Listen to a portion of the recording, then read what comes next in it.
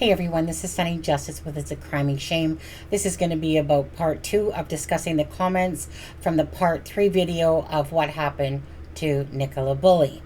So I also want to put out there again that I thank you guys so much again for all the comments, and that's why I would like to do part 2 of this again, to go over more comments that you guys put onto this video, and again to be interactive with the subscribers and the viewers, even if you're not a subscriber. But if you're not, maybe you might consider it. And as well, you guys, on Friday, March 31st, Alexa, Aspen, and myself, Sunny Justice, we will be joining Crime Scene to Courtroom. We'll be joining John's channel for the Nicola Bulley case and discussion. So please, if you're watching this video, come join us on Friday. That should be at 9 p.m. UK time, which will be 1 p.m. Eastern Standard Time. And let's see, that will be 4 p.m. Eastern Standard Time. Oh, I got to get all these times right. It's so confusing sometimes. But we are looking forward to that. I'm going to love discussing. I love discussing this case. It's such an intriguing case, and it's such a very sad case going on. And there's also something else that I do want to talk about, which I had put in part 3. So let me just quickly move over to that section. Okay. So over here I had, let me see here. Is that the best picture that we got? Okay, let's do it this way. Okay, so you see the picture behind me, and it says Blackpool Road. Okay, so that was recently changed on Google Earth, okay? And so it was Blackpool Lane.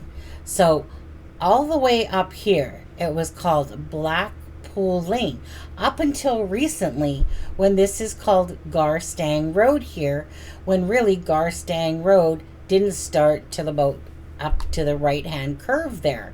And so that's why when it was being said that they were looking for footage from Garstang Road, that was like, again, it was Blackpool Lane that they really should have been talking about. And so that's why it's been brought up multiple times, and especially by John from Crime Scene to Courtroom on his channel, where he did a video, because it did change.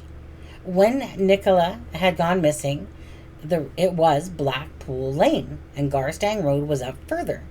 So I just want to clarify that, because that's how Google sees it now, is Blackpool Road they're calling it. What do you guys think of that? Right? Is that what you're thinking? Like, how did that happen so suddenly? That's got changed. Yeah. I don't think it's not a coincidence, okay? There's no way that that's a coincidence. Okay, so in part 1 of discussing, again, part 3 with you guys, we're going to go through some more comments on this video. And so let's scroll down and see where we want to go. I'm just going to scroll and scroll here and see what else. Okay, so let's see here. Dickland Connor, I think I answered you back, because I had watched. I'm going to go back and watch it again. I had watched the full thing, because he said if you had continued with the interview with Curtis from Curtis Media had with the old guy at the gate, besides saying that the dog was running between the stall and the bench and not the gate to the pathway, which I guess you guys call the kissing gate, which is kind of a cool name, to be honest with you. He goes on to say that in the past, when sheep have gone into the river and surfaced before the weir, they have never gone over the top but got stuck there. I can understand that, as the water that flows of the water over the weir is so shallow as it drains over the barrier into the tidal river that a body would get stuck there. Like I said, there's different types and different of weirs, in a sense, with the water levels in different parts of the world and stuff like that. I personally don't have first-hand visual of exactly what that weir and the depth of it, of course, in the river wire. So who knows? All we do know is that Nicola Bulley was not found by the dive team expert or by the police. That Nicola Bulley was found by a psychic medium, Jason Rothwell, and his friend 3 weeks later. And it wasn't because expensive equipment and experienced divers found her. It was a person from the internet that came across Nicola floating. So basically, so what happened in those 3 weeks? Where was Nicola Bulley? So, like I said, some people think that she was placed back in there. Now, remember, she was not found. She was found, I should say, she was taken out of the water at a certain spot, right? Which I've showed you guys on here. But according to, again, Jason, it was about a quarter mile before that is when they had spotted her, and her body was floating down the water. Okay, so thank you very much, Declan, Connor, for your comment there. Jeanette, thank you. Absolutely beautiful. Thank you so much. Angela says this is all a story. Nicola was never there at the trail. What happened at her house? All right. Again, Angela thinking of more of, third party involvement, like a lot of people do. JD, again, thanks, Sunny. Great stuff. Thank you so much. Okay, I'm just going to scroll here. Okay, so Karen Bowl says, why would somebody decide to unalive oneself in an ice cold, freezy brook with almost no quick flow? There's surely far more comfortable methods, absolutely, besides just during your work conference call and while your dog is watching. Absolutely, I'm right, and that's why a lot of people don't think that particular theory is the case. Again, it's so weird because she's logged in to a phone. So let's say before Nicola Bulley was found, okay? So it was plausible that someone leaves their phone on the bench with their dog, their best friend that they love, and then just leave their life and make it look like, something had happened, like, to the person, because obviously it will look funny if you come across a phone that's still logged into a call. So that's strange in itself. So then you start thinking to yourself, okay, so the accident thing is very plausible. Could it have been unaliving yourself still? Plausible. And that's where, again, the abduction thing, because like the dog was always the root of everything. Because as a pet owner, when you love your animals, you're just going to take your animal with you if you plan on, leaving this earth, and you're just going to take your dog with you and then not even put that dog on the leash, and then you're going to leave yourself in a phone call. So the abduction and the accident probably have the most plausibility if you look at it that way versus the unaliving oneself. But we don't know the answers because we were told of the vulnerabilities as well. Now, people do the darndest things, really, they do. Again, I said into the last video, stuff that normal people, not having really any, big issues going on. We always think of things in a logical, critical manner, per se, versus when somebody's in, a particular state in their own mindset.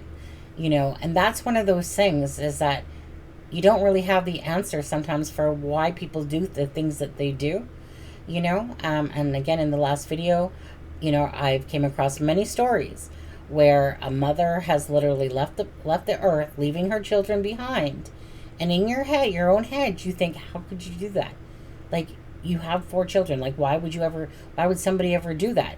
So because that's more harder to fathom, then people look for more of the, more sinister routes typically, because a normal person wouldn't leave their kids and just go take their own life typically, But again, we're not in somebody else's brain, and what's going through somebody else's brain, sometimes you never know, right? They could come off as, very happy, very, cheerful, whatever, and yet you never really know what's going on in somebody else's life.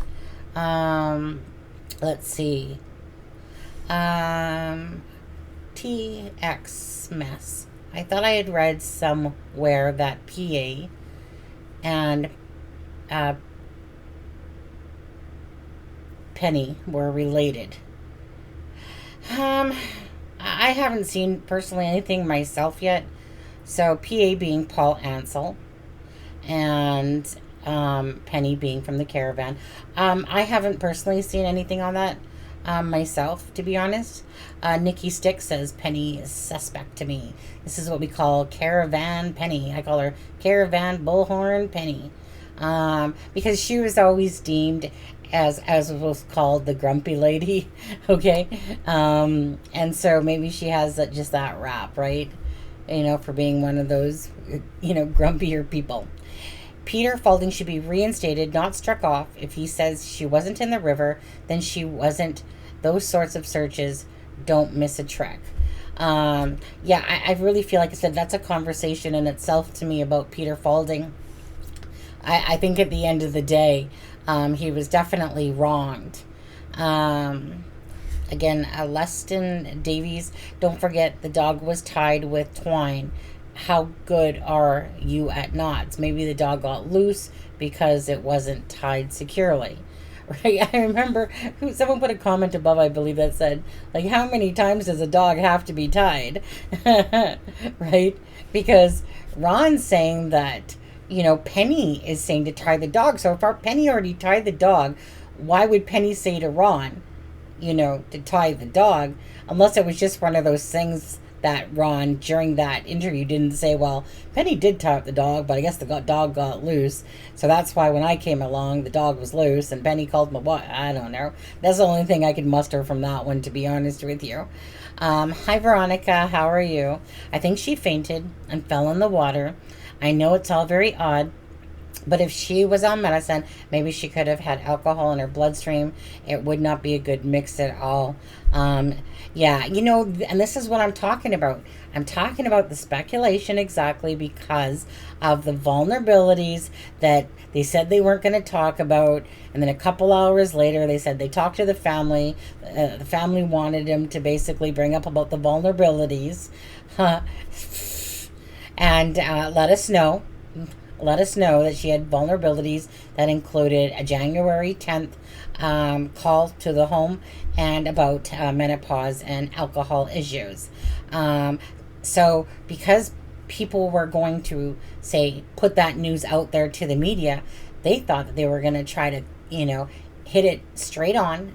But why are they worrying? Why were they worrying so much about, say, true crime sleuths or the media? Your focus is on finding Nicola Bulley. I don't know why they were putting so much effort into watching what the media was saying. I mean, at the end of the day, who cares? No matter what story it is, there's always going to be wing nut, left nut, this nut, and then you're going to have your regular thinkers, critical thinkers, normal thinkers, whatever. So why did they keep caring about that stuff? That wasn't their focus. Their focus should have just been on Nicola Bulley and where she was at. If they can't find her in the water, okay. Remember they cordoned it off like 7 days after the fact? Really? 7 days after the fact, right? That's because that all of a sudden they haven't found Nicola. So now they really have to start going, shoot, what did happen to her? I mean, we can't find her anywhere.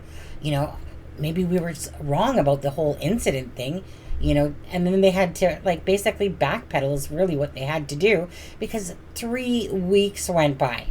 Okay, so for somebody, if they just had an accident and fell in the water, her body should have just been right there. Again, how did all those people miss her? Through all that searching that went on in that smaller kind of space, how did they miss her?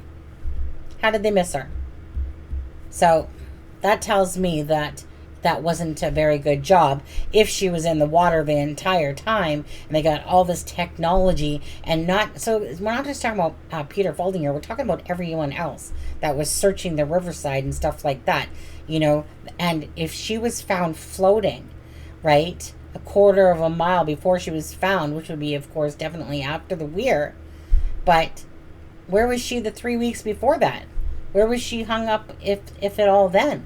Like I said, some people will believe that she was put in the water.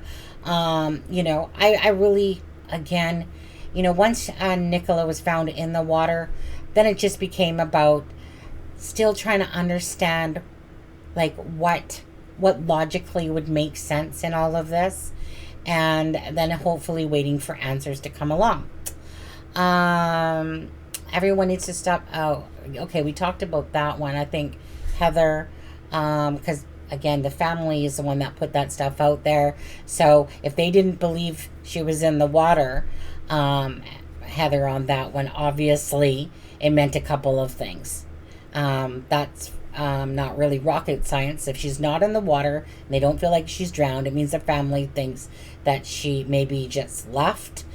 She was having a bad day and just, vamoosed, or that maybe perhaps she had taken her own life, or that possibly that she was abducted. So if they don't feel like she's in the water, it only leaves a few other options. Yeah. Dog could have been running between the bench and step over a plank, built into fence behind the tree, called the stile. Yeah. That dog, poor Willow. Poor Willow. If only we could see through Willow's eyes, eh? I'm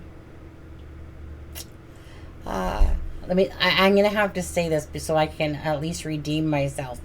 Physics, not psychics, because when you first look at it, it looks like it says psychics. Okay, maybe that's just because I'm very much of more of a spiritual person and a deep empath and stuff. So I saw that as psychics, not physics. I don't know why.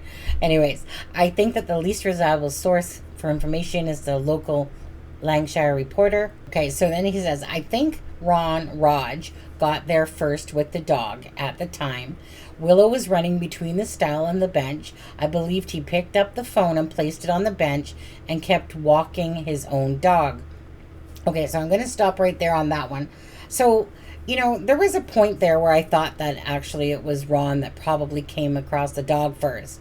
But when the reporter is talking to him from Sky News, he's saying, so it was Penny that you had said that had come across, Nicola's phone and Willow. So that's exactly what I do believe happened, is that it was Penny that came across Willow at 9:33. But for the fact that he said that, and that's what has been portrayed all along, that makes the most sense to me still. And there was a point there too where I was thinking, well, there would be a huge difference if the phone was on the ground and she disappeared versus on the bench. To me, that made quite a bit of a difference, because if somebody had their phone on the ground and Willow was by himself, definitely to me that would point more towards an abduction versus perhaps on the bench, where it could have been the more of the accident way, even though you can kind of hold weight for either one. By the time he got to the red brick building, it was weighing on him. I think Penny did not have a dog with her. She was leaving her house to drive to an appointment when she saw Willow loose at the time. Right. It is very confusing, because for a while there I'm thinking, okay, so Penny must have been the first witness that saw her on the field. But then again, she's claiming that she didn't know whose dog it was, and she was drawing a blank, and it said that she interacted with somebody.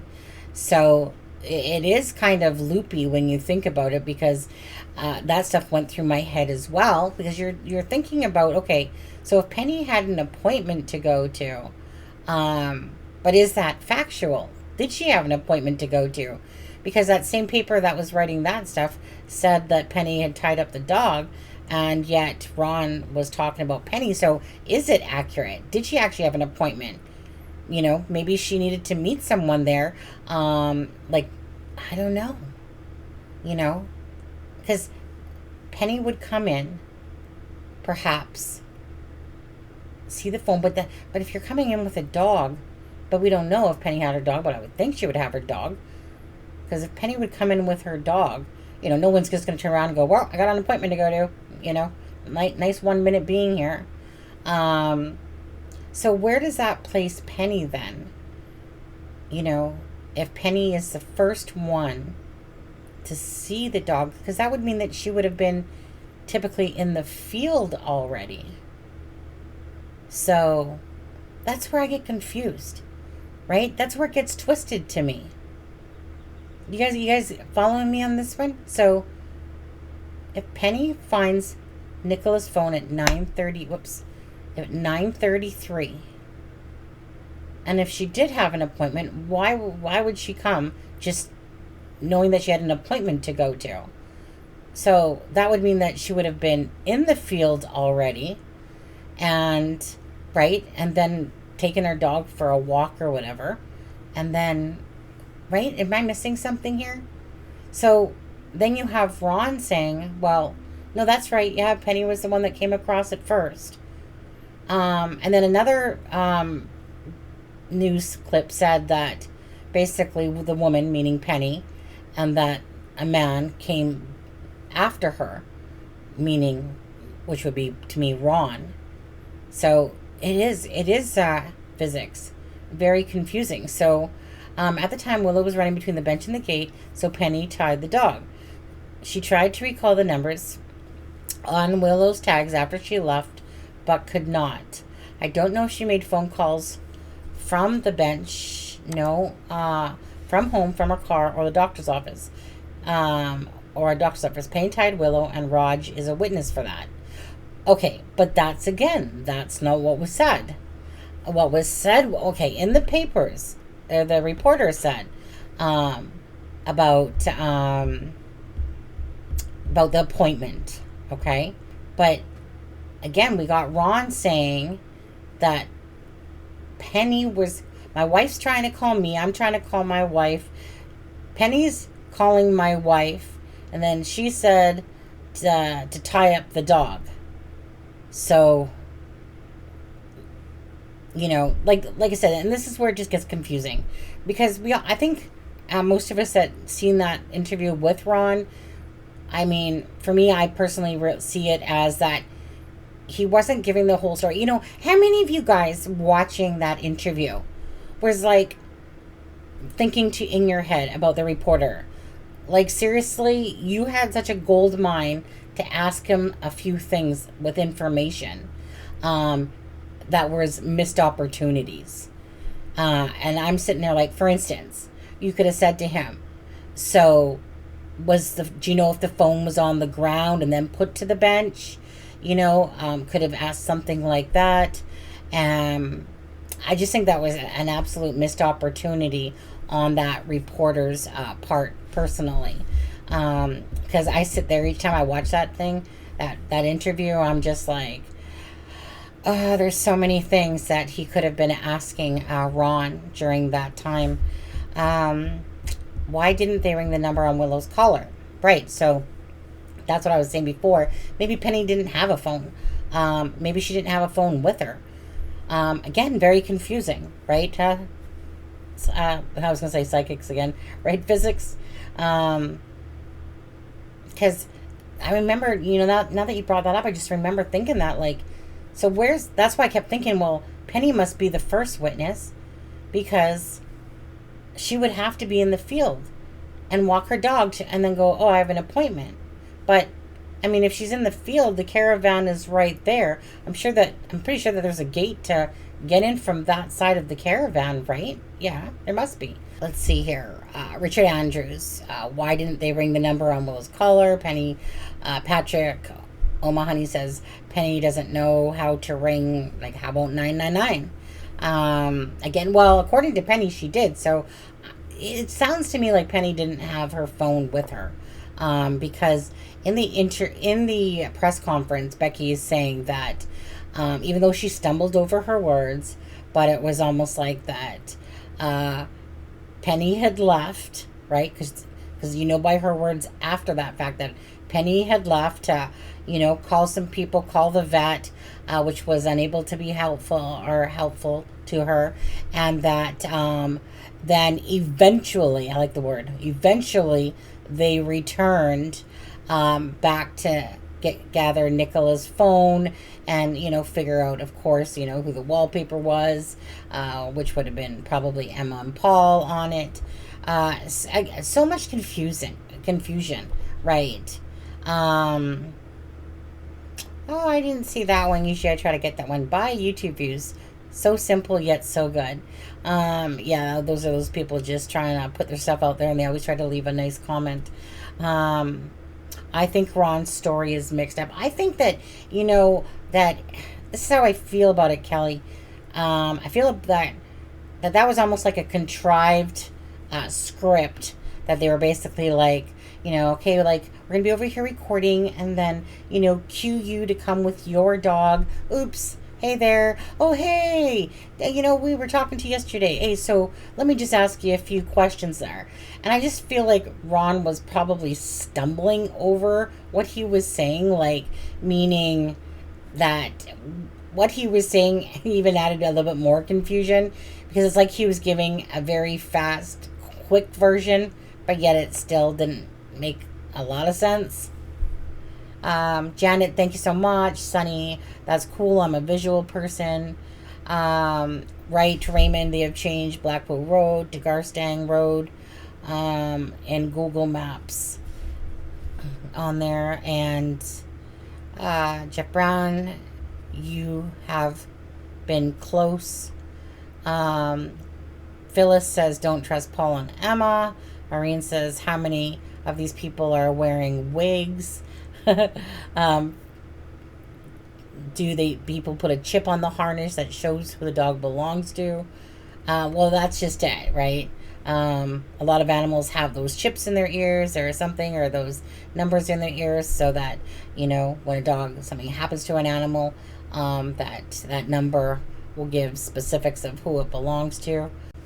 Okay, you guys, so we're going to wrap this video up now. Again, thank you guys so much for your comments and going over them together in a sense. So, again, being interactive with you guys. I know it takes a lot of time sometimes as you guys go to different people's and creators' videos and leave your comments. And so, again, I just wanted to address some of them. And, again, thank you so much for leaving your comments. God bless. Take care. And don't forget that on Friday at 9 p.m. UK time, 4 p.m. Eastern Standard Time, and 1 p.m. Pacific Time, It's a Crime and Shame and Alexa, okay, who is the profiler, handwriting expert, body language expert, are going to be joining John from crime scene to courtroom. And again, we're looking forward to that on the Nicola Bulley case. So please put your calendars, whatever. See you guys there. Again, take care. And don't forget, members, tomorrow night we have a live. If you are not a member of It's a Crime and Shame, it's $1.99 if you wish to become a member. But tomorrow night's live is at 9:30 Eastern Standard Time. And thank you again so much for watching this video, and please give it a like and a share.